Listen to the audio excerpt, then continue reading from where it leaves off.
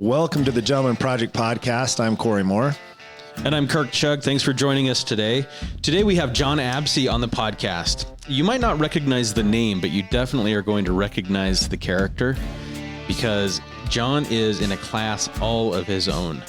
Dating back to his first season in Utah, he performed at over 900 NBA games, donated 16,000 plus hours of assistance to the community for more than 300 community organizations and raised more than $1 million for charity in the process.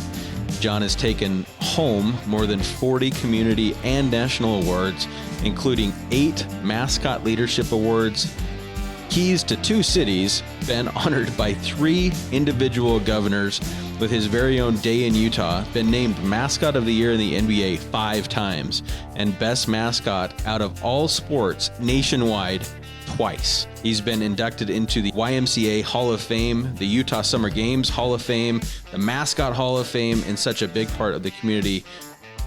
Jon is so very grateful for the understanding of his wife and children, and the fact that they would let him build a character even though it took him away from home way too much.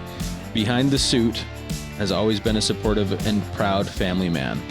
Without them, he would have just been an ordinary bear. If you haven't guessed it by now, Jon Absey, the one, the only, the iconic Jazz Bear from 1993 to 2018. Whoa, that was good, Kirk. That was really good. That was really good. How you guys doing? Thank you guys so much for having me on. It's so fun to see you, Corey. I mean, seriously, because I knew Kirk, and then when I walked in, I'm like, boom. Yeah. Got a name. When you go to the Jazz games for 20 years, you start recognizing each other. But the man behind the mask, I have so many questions, actually. I love it. How many times did I spray you with silly string is a question I want to know. Quite a few times. My favorite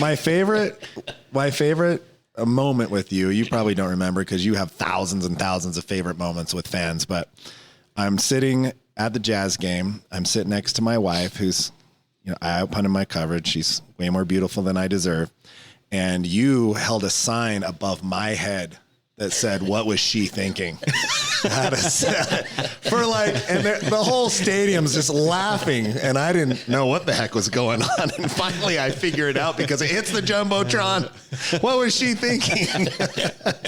And I thought, oh yeah. And you probably don't remember this either, but there was a time when I would go to the Jazz games. This was this was like 97, 98, 99. So good years right there. Some really good years. Finals and years. you would have a football sometimes. And my dad would actually play catch with you from the corner of the, like almost every game that he was there, he would play catch with the bear, which was Jon, so you were an iconic guy in my life from a long time ago. Dude, I honestly it was people like you and all the fans and the support. Because, I see all these other mascots I can introduce, like, Gritty is one. I've seen, like, Golden State introduce a new mascot, and they ended up getting rid of it. Cleveland Cavaliers had a mascot, and they got rid of it because the crowd never accepted it. So I was fortunate that you guys embraced the bear and made it super easy for me to be able to succeed in that arena. So, along with some amazing management and staff. Now, I'm guessing you're being pretty humble. Like the bio we just read, like 5-time #1 in the nation. Is there any other mascots with that kind of resume that you know of? I mean, can you be unhumble for a few seconds? I don't think so. There's a lot of great mascots. I'm sure there are, but I've never heard of anyone quite that good. But you didn't just stop there, though. You shared your secrets and you shared ideas with other mascots. You started the Mascot Bowl. You started these masterminds with mascots to give other people ideas, How'd you know right? That? That's impressive. How'd you know that? Man, I do my homework before we have guests on the podcast. That's awesome. But, being willing to share your creativity, because that's really what it was. Like, you don't see a mascot like rappelling from the rafters. You don't see a mascot sledding down the stairs, 26 different rows. They're not dumb enough. That's what it is. Well, so you're just a gifted natural athlete, though. You don't have like any training in gymnastics, like formal training. You were just creative, daring, and dumb. I keep saying it all the time. I'm just going to go right back to that word, dumb.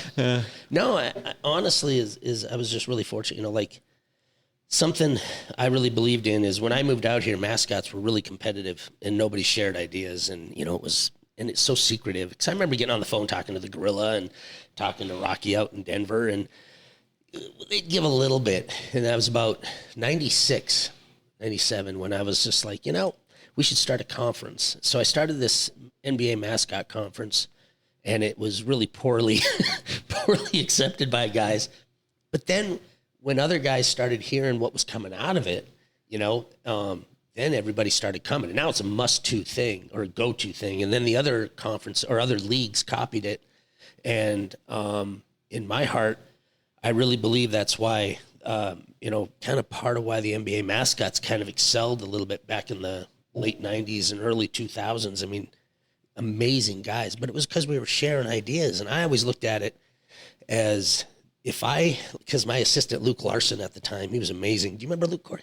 Blonde-haired kid, long blonde-haired kid. Yeah, I didn't know him, but I remember who you're talking about. He was amazing, and he'd always tell me, he's like, why are you giving, because like the ladder, doing the one-handed handstand on top of the 25-foot ladder. Or some of the skits and videos, and he's like, why are you sharing your good stuff? And I said, because if I share it and somebody copies it, then I know that it was good enough, And I also, when the reason it went from standing on a 12-foot ladder to a 25-foot ladder to a two-hand handstand to a one-arm handstand was because when I would see somebody copy it, then I knew I had to think harder.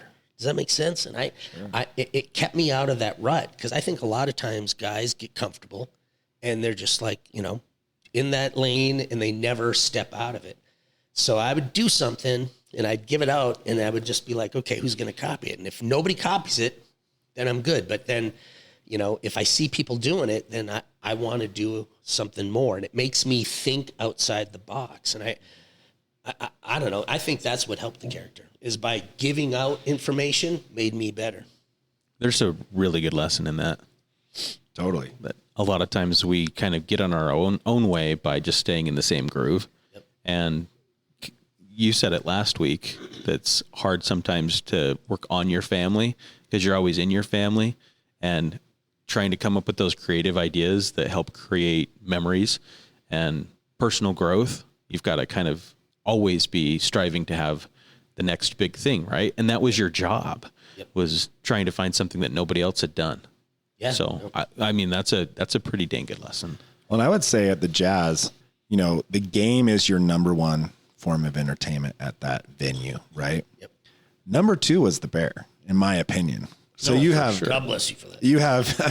You do have a bunch of other things, right? You have dancers, and you have the Jumbotron, and you've got, contest, and you've got whatever. There's a million other things going on, but I feel like you made it like the Bear was only second thing to the actual game, right?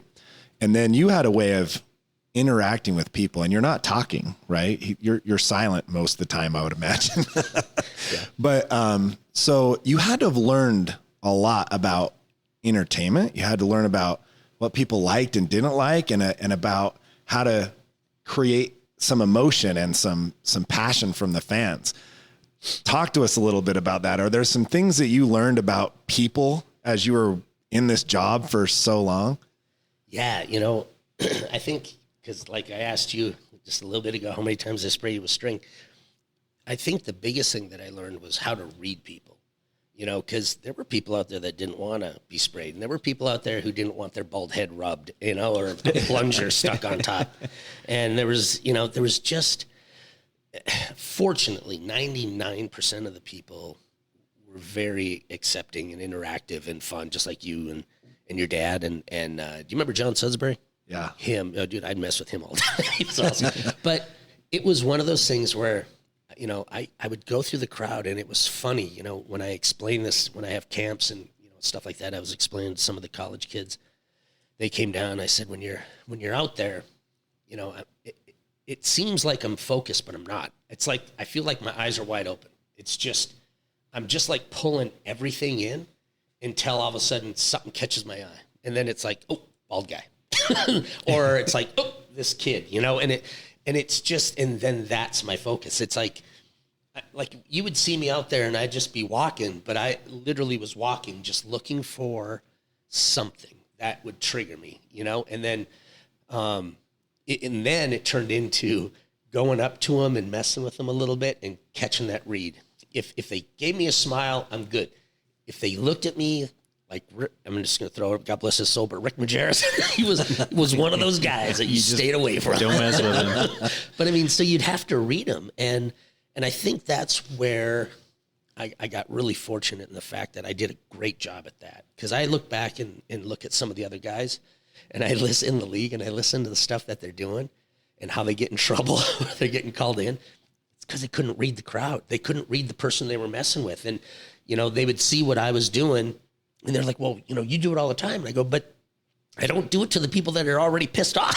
I go, I would walk over and I'm going to spray with string, but I'm going to stop if they're upset, you know? So then if I know they're upset, then I'm going to walk in the back. I'm going to get them something, give it to them, give them a hug and say, look, dude, I was just doing my job. I'm not trying to be an ass. But so, that's where I feel I got really fortunate, is being able to read that. I mean, granted, you know, there were people that did not like me around them. I mean, there was a couple, I remember this one time that me and this guy got in a fight in the tunnel. And I mean, because I don't know, you might have remembered this one. I don't know, but there was this big meathead kind of guy, and he tripped me. And then I went, all right, it's on. So now you are going to be the brunt of everything I do all night. And he finally had enough of it, even though I knew he was getting upset. I still remember standing next to Ron and Claude, the two security guys on the court. Yep.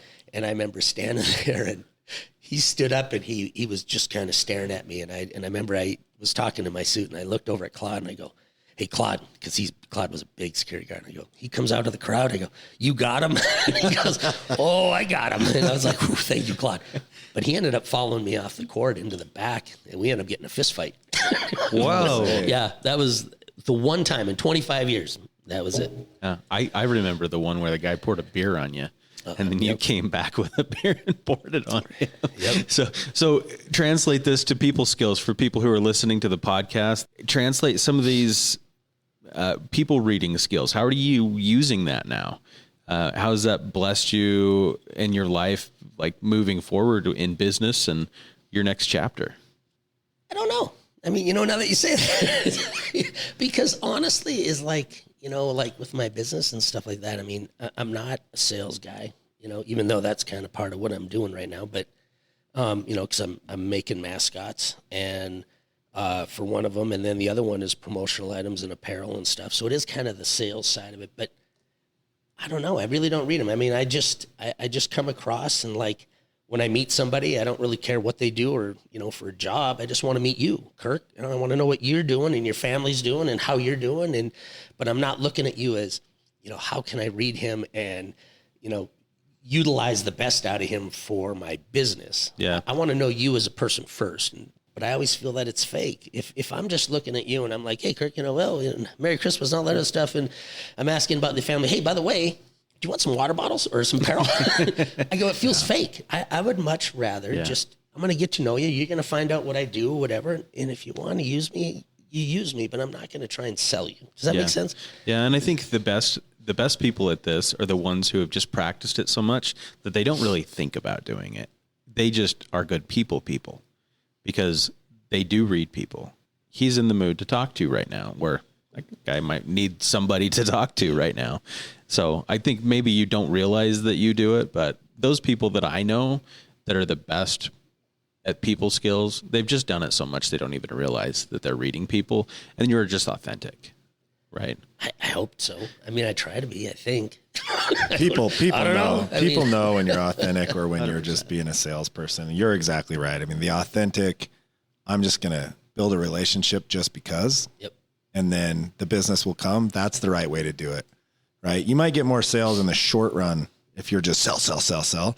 But in the long run, you never will. I always tell our guys at our office that the closest thing we have to residual income is a relationship, a real one, right? The more relationships you have, the more will come back your way, you know? So if you just keep investing in true relationships, the rest will come.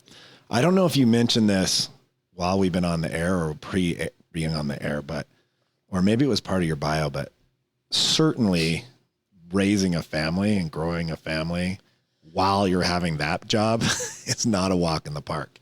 I mean, talk about just the hours and the nights and different schedules than your family.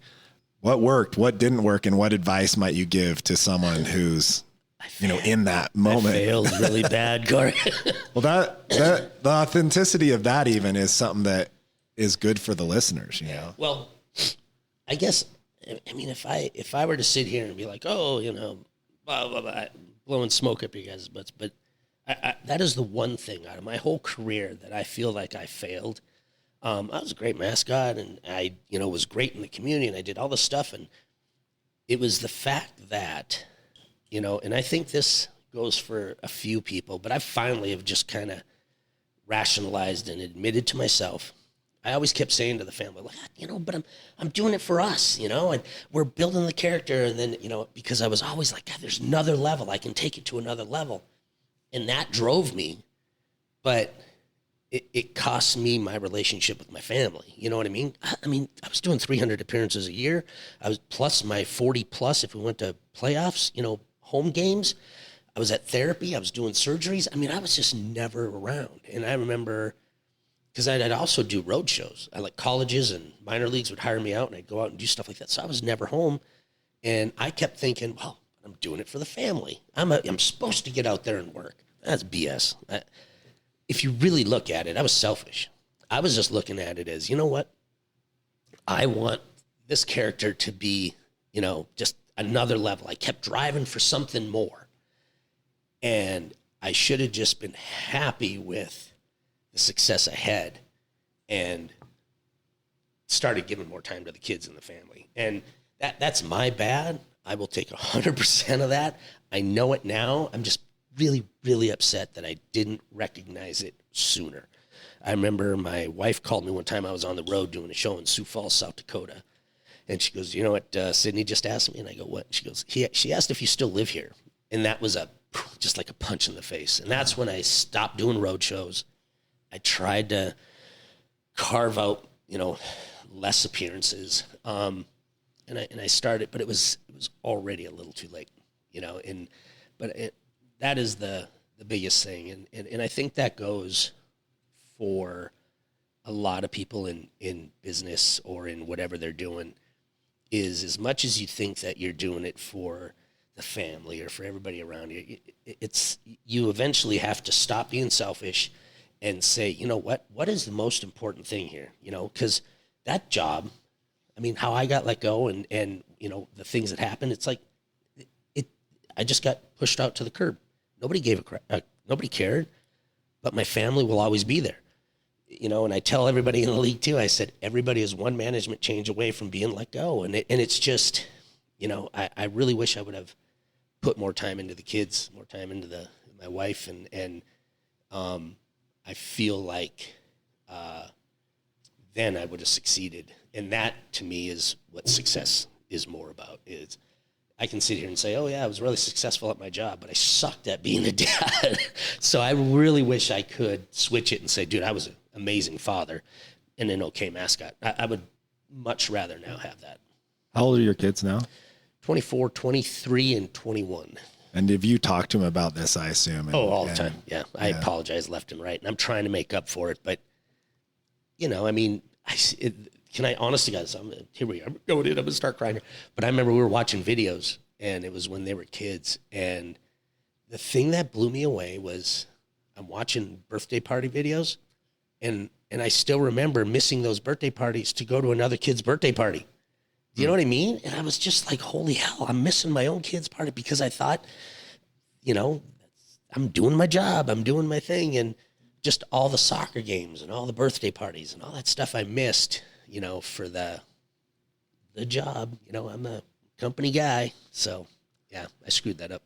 Well, thank you for saying all that. That means a lot. There's going to be about 1,000 dads who listen to this and go, No, and I hope there's more. I really do. I really think, in this world, in today's world, especially with how crazy everything is kids need, their parents and to be grounded and to have somebody there that they can turn to, you know, because, you know, that's, I love watching the relationship they have with my wife.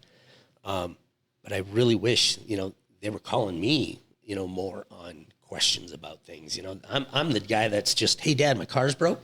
Hey, Dad, this broke. Can you fix this? Can you fix that? But, you know, being a farm boy, I can do anything with duct tape and baling wire. But yeah, I really wish, you know, out of everything, I wish I could fix that. I think you're right, Corey. Like, I don't know that anybody that provides for their family hasn't kind of felt that pull at some point. And to now, you know, listen to someone who's been overly successful at what they were focusing on, admit publicly that they do it different. That's a powerful thing. It's not all rainbows and unicorns all the time. And I think a lot of us can identify with that when we rationalize an excessive amount of time away from the family. And this is something that I've been wanting to ask you, and hopefully I can formulate it in a way that makes sense. Because as men, I think a lot of times we identify with what we do for a living as our self. That is who we are. That's our identity. That is our self-worth. Everything that we put into that, if that no longer exists, then what now? Who are we after that character? And when you have a character that you put decades into building, and then from Friday to Saturday, you're no longer that. How have you dealt with that? God, that's got to be hard. Talk to the guys who maybe have lost their job or have transitioned away from something that they thought this is all there is to me. And now I got to start over. Now I got to figure out something else because who I thought I was and what my self-worth was really wasn't what I thought it was. I'll tell you what, that was hard. That was super hard. The best way I can describe it is it felt like the rug was yanked out and I was falling through a cloud and I didn't have a direction.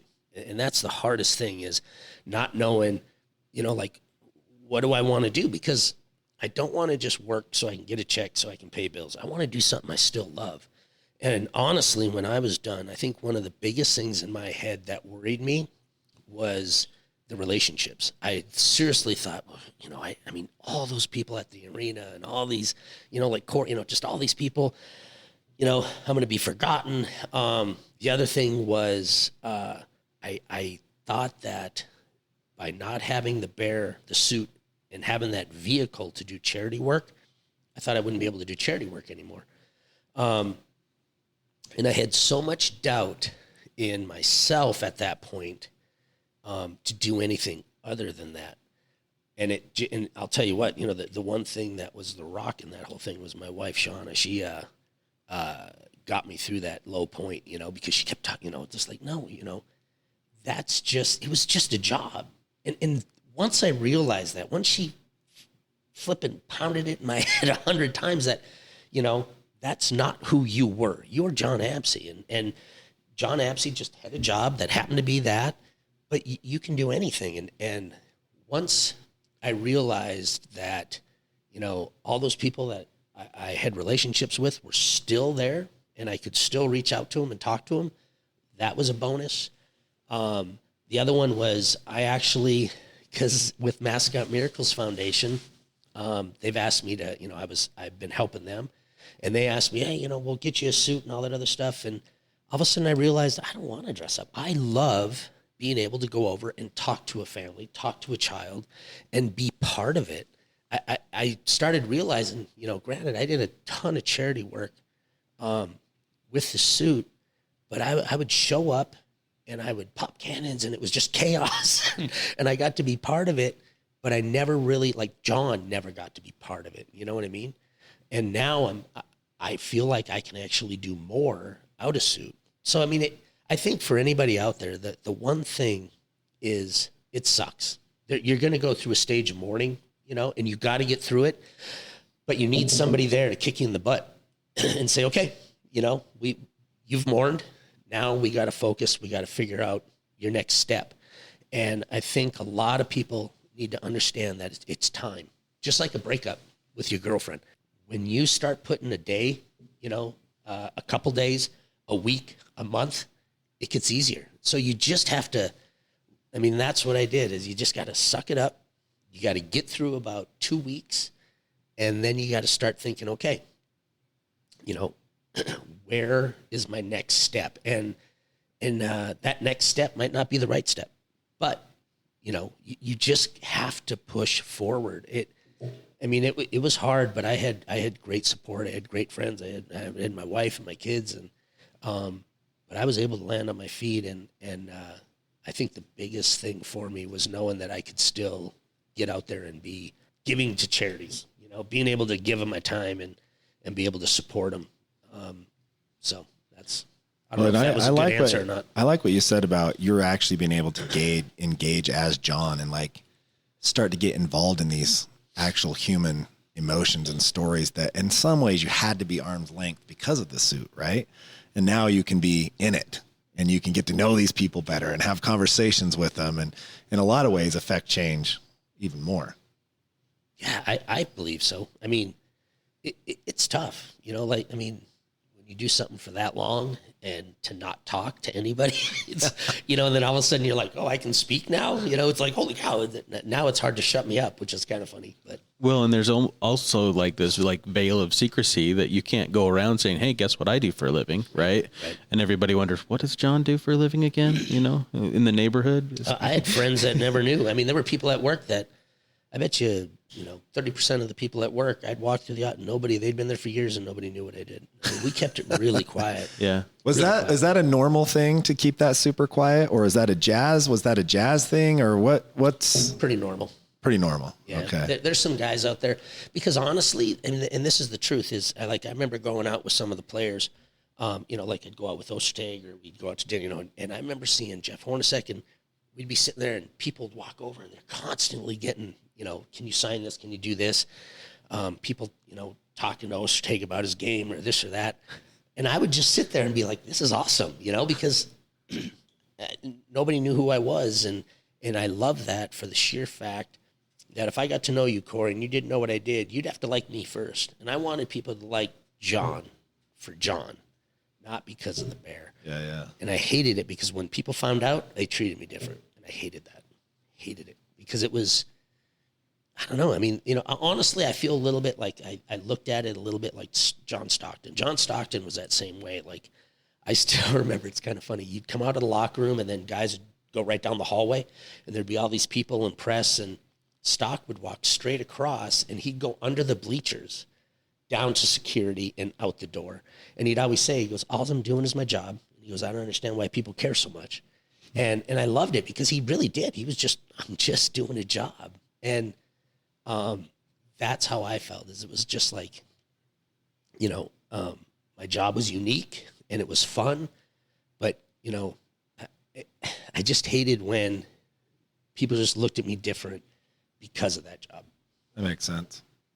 So, burning question in my mind, where in the world did that job come? Like, how did you get into that job at all? Like, what's the story that got you, into the mascot business in the first place, out of curiosity?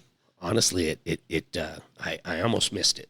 I should never have been able to get this job, but God kept kicking open doors. I'm telling you, it was crazy. So I was going to school in Fargo, North Dakota, and I was going to school to be an attorney, believe it or not. Thankfully, that didn't happen because I realized I was not smart enough to do that. But I started coaching gymnastics for the Fargo Moorhead Acro team. They were a show gymnastics team, and they needed somebody that could move equipment. That was me.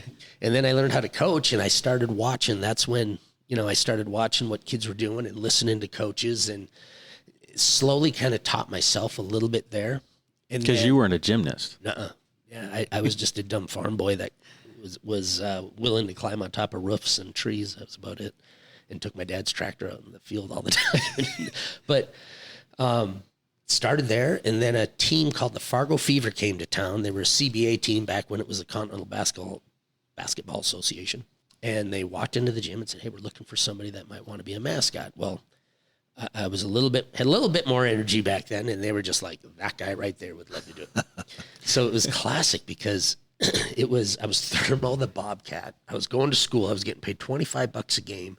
But back in the 90s, that was pretty good. You know, $25 for a poor college kid, you know, and I don't even know if I want to share this, but I used to, but I mean, I was sledding down the stairs back then and bungee jumping and rappelling and doing all that stuff in this real crappy costume. But I mean, I'm not lying. There was a few times that we'd go to the sports bar down the street before the game, take that $25, and it was gone. Shots. Yeah, we'd do some shots, and then it gave me all the courage in the world. But no, I started working there, and then I remember halfway through the season they called me in, and they were just like, "Hey, you know, can we get the costume back? And we're gonna kind of part ways." And I was like, "Really?"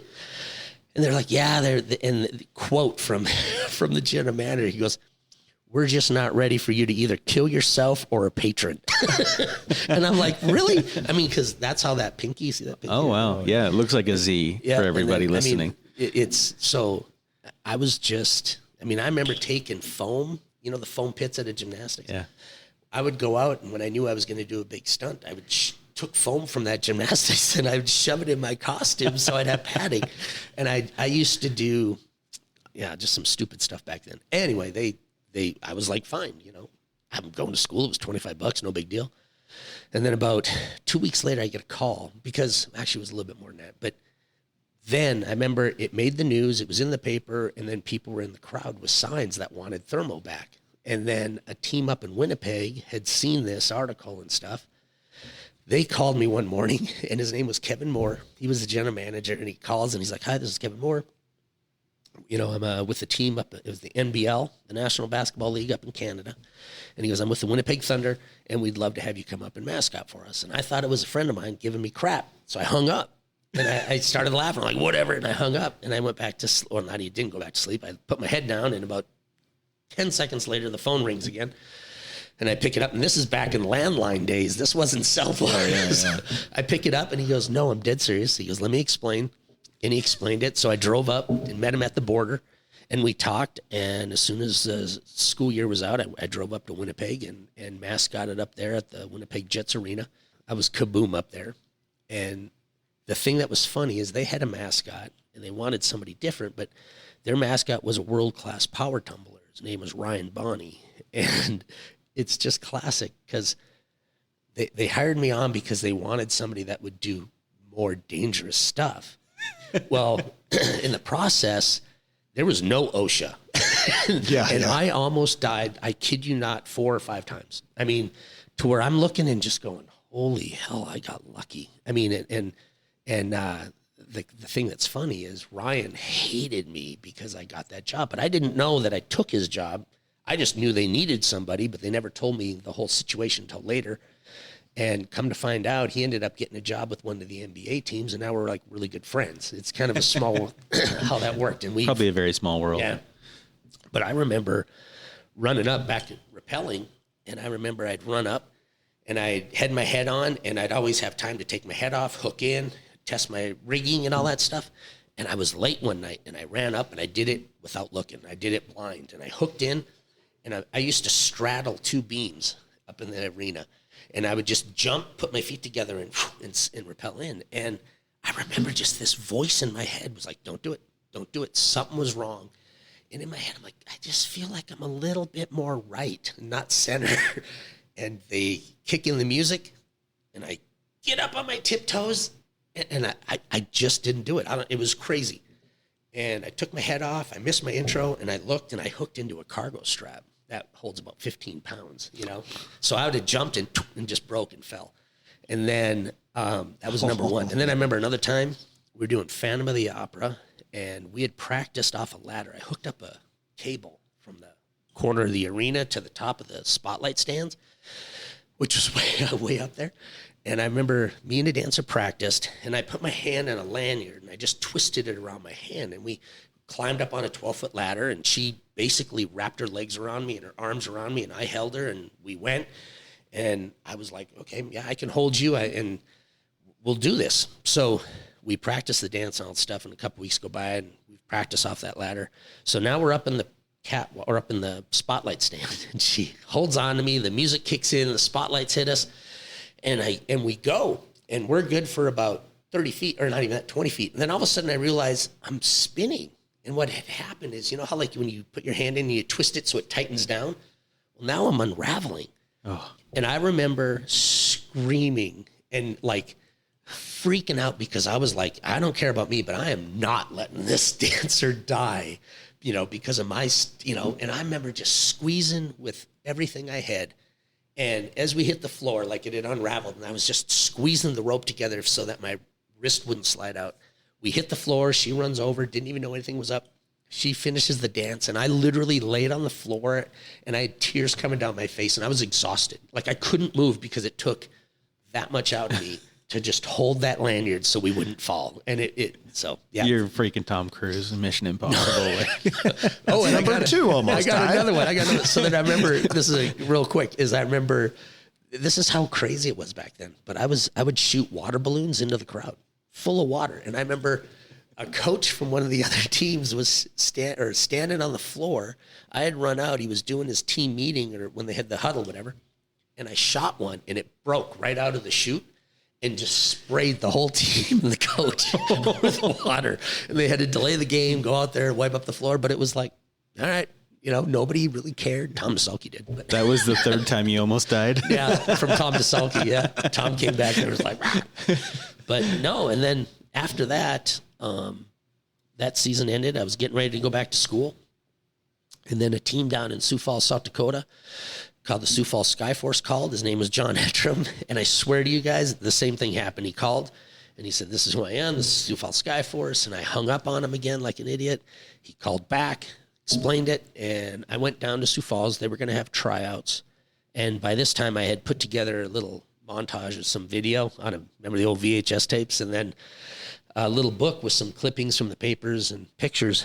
And I went down and I talked to the owners for the Skyforce along with John, and they had 10 guys for tryouts.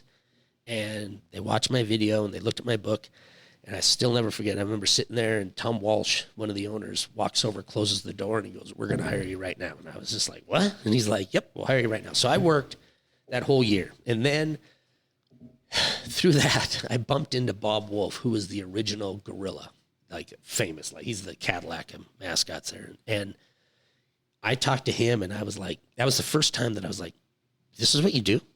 Like for a living? For a living? Yeah. And he's like, yeah. And that's when I put together resume and highlight tapes and all that stuff and sent it out to all the NBA teams. And I got a call back from Grant Harrison, and there was I take that back, Teresa Pryor, who was our game ops director. And there was a tryout in Salt Lake City, and it was a 3-team tryout with Seattle, Sacramento, and Utah. It was at Westminster College. And they invited me to tryouts, and I remember I got the invite, and I sat there and was like, how the hell do I get enough money? I'm a poor college kid to go down to Salt Lake City and room and food and board or airline ticket. And then I remember I got up the next day, and I went down and got a paper, and I was going to put my truck in the classifieds. And I was like, hey, if I can sell my truck in time, I'll have enough money, and I'm going to go down for tryouts, because it'll kill myself if I don't try. You know, I just got to see. So I got the paper. I came back, and I kid you not, this is why it's so kind of like, I don't know, like just crazy how things fell into place. But Teresa calls me, and she goes, you're one of 2 people we're going to fly out and put up and take care of expenses. And I was just like, you're kidding me. And I go, I am dead serious. I go, I went out and bought a paper to put my truck in the paper today. So she goes, but don't tell anybody else. I was like, okay. So you knew you were shortlisted at that point. So I went out for tryouts. And the thing that's interesting is Utah had already decided they were going to take this one kid. I think his name was Trevor or Trey or something like that. But he was with Arizona State University, and he was one of the gymnasts. And he competed gymnastics with Bob Wolf and Mike Zerillo. And Mike Zerillo was the Charlotte Hornet. Bob was the Phoenix Gorilla. So they said, you know, he'd be a great candidate for you guys, for what you guys are looking for. So they had already picked him. So I was basically shooting for Seattle or Sacramento, but I didn't know this. And then I remember Alinco Costumes brought gorilla costumes for all of us to wear.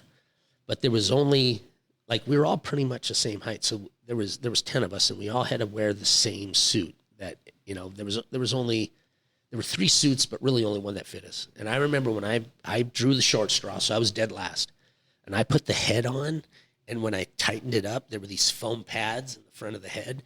And when I tightened it up, it squoze everybody else's sweat all down my face. Oh. And I remember I ripped it off, and I was dry heaving. But I went out there and performed, and I remember I walked away, and I was like, well, I tried. You know, the talent that was there was amazing. And then, believe it or not, I went home, and I got a call back for the second tryout, and it was with Eli Akins, who ended up going off to the Harlem Globetrotters, and then Greg Holton, who used to be the Salt Lake Eagles mascot, Icy, and he was amazing.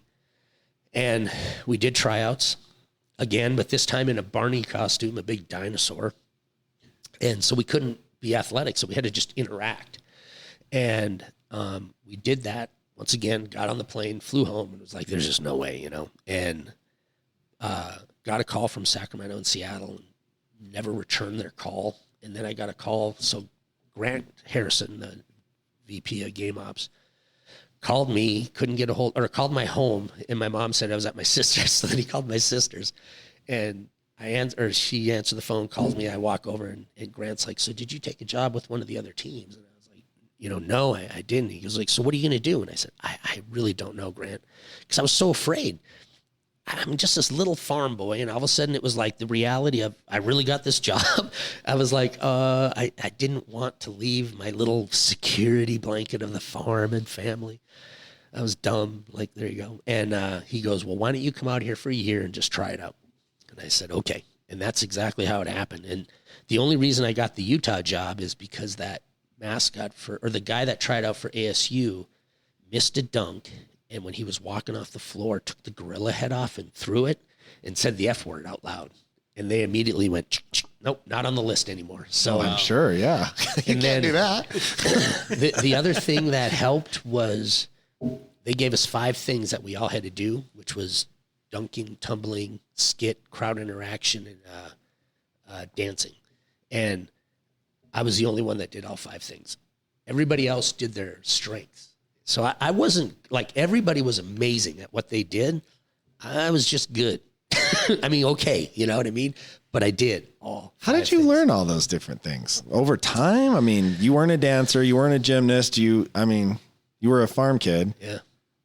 I just, honestly. Did that just some of it come natural to you? A little bit. Like with gymnastics, I remember when I moved out here, Paul Hunt, gymnastics, he was amazing, and he took me in.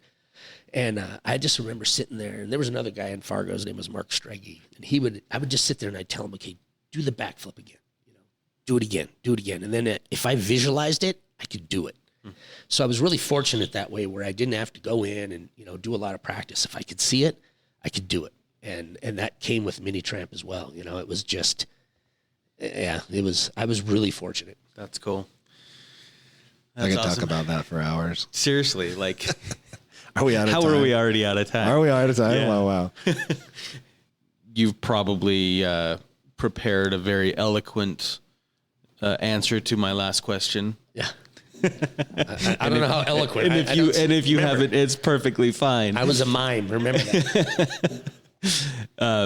John and the Gentleman Project, we talk about kind of the stories that make us who we are, the qualities that we're trying to develop in ourselves, and how we can try to be the best version of ourselves that we can. And on the podcast, we call that being a gentleman or a lady.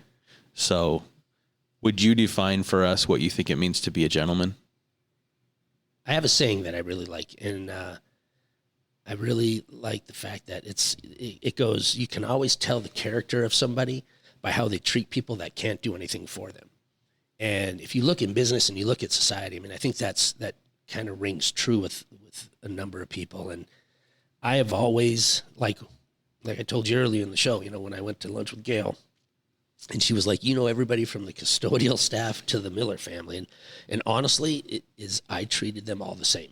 For me, titles don't matter. I don't care how much money you make.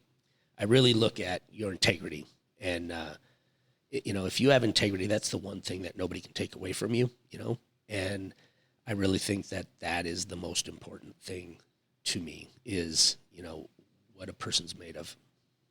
There you have it. Jon, thank you so much for spending time with us, telling us some stories. Oh, I got more, man. Bring it back on. We'll just sit and chat. We probably could. I could keep going for sure.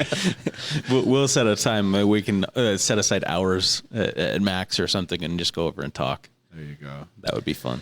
Oh, man. Yeah. I got some good stories. Some I can tell you on air, some I can tell you off. Well, I think what I want to do to close out the podcast is just extend an enormous thank you, because one of the things we didn't touch on a lot today was the thousands and thousands and thousands of hours that you gave to charitable causes in our state and around the country.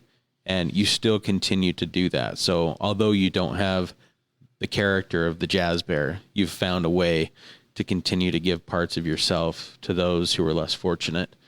If people want to interact with some of those causes, what's the best place for them to go? Because thank you. I want to say thank you for like all those years that you were a faceless character.